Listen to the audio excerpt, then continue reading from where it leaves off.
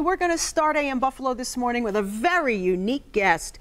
Leland Melvin is the only NASA astronaut to also be drafted by the NFL. Wow. Not only that, he's a scientist, an engineer, a photographer, a musician, and author.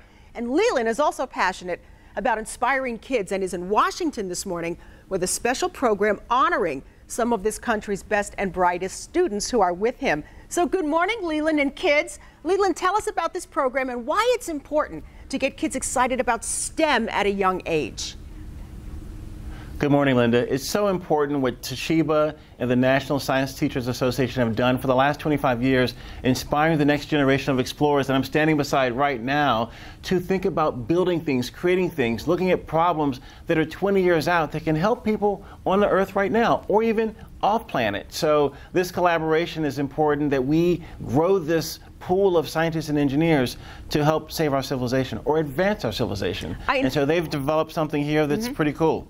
Tell us maybe about some of these kids and their inventions. So one of the kids, some third graders, developed a T-shirt that can help you float using phytoplankton. And there's another one called the BioKT, which uses your kinetic energy and the temperature of your body to actually recharge your cell phone. So these are things that you can use every day to help people in their lives. Leland, maybe you can tell us, how is creativity linked to scientific innovation? Creativity is so important because I think about Quincy Jones when I was in space. He called up and said, Leland, you know that math and music are the only two true absolutes that use both the right and left side of the brain. So if you really know math, you know music also. But we sometimes say you're going to either be a scientist or you're going to be an artist. And we have to break that barrier down because these students here have generated things with 3D printing, right? And that's creativity. They've also, why don't you talk about what you've done here? I mean, you've made this really cool device here to help your gut a little bit. So we studied the gut microbiome, which is the community of bacteria that lives within your digestive system.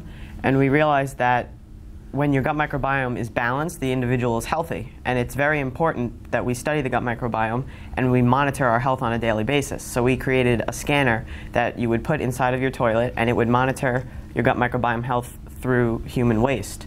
And it basically can take a sample of the human waste and then use DNA technology to determine what bacteria is inside that sample.